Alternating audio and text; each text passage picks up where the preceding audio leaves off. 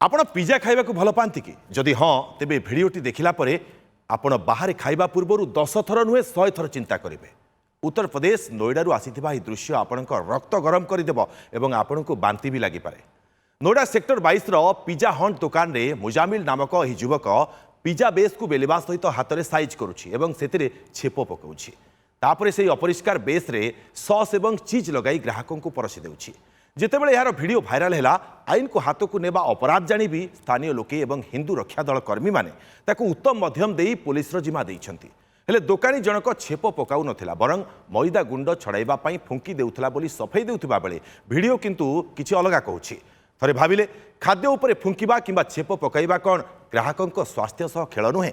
Street food किंबा बाहर खाइबा समय आमे केवल स्वाद देखु किंतु रोषेई घर भितर कौन चली ताहा जानी पारु नाही। मने रखंतु जेउठी खाउचंती सेठारे परिष्कार परिच्छन्नता प्रति ध्यान दियंतु। से दुकान को प्राधान्य दियंतु जेउठी आपणक सामनारे खाद्य तैयारी होछि।